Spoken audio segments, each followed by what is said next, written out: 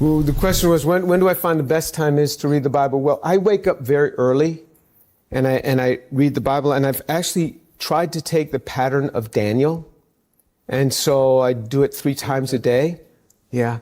And so I've tried to mimic his, we're not on a requirement to do that, but I've tried to follow his pattern. So I rise up quite early, and when you have children, and I had 4 children, they're all grown and gone now, but I had to get up before them to make sure that I had my own time with the Lord, and then I would always bring a cup of tea to my wife and bring her Bible, and she'd have her time, and then we'd gather as a family and do it every morning. So we would gather at 5:30 in the morning every morning and do it as a family, and then I would usually break sometime around midday and go to the chapel on campus and just be able to get on my knees and spend some time with the Lord, and then shortly before bed.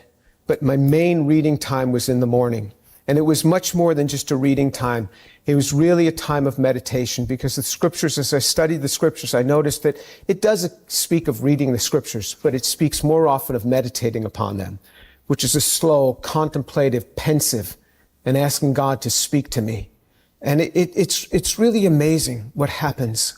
I can go into those times in the morning feeling totally defeated, like, oh, how am I ever going to get all this stuff done that I need to get done during the day? And after I'm done meditating on the scriptures and spending some time in prayer, I come out like a roaring lion. I mean, just nothing is standing in my way. He just lifts me up. He speaks to me specific passages according to what I'm going to confront that day. Specific passages. It's like, wow. I mean, just speaks to me through the Word of God. So I feel this tremendous oneness with God in those times. That's the time I will not sacrifice that for anything else. It is the time that I know He's there, and that's what drives me to spend that time with Him. But for me, morning works best. In the evening, sometimes I'm just so exhausted that the quality of the time is not as good. I know other people, they're better in evening.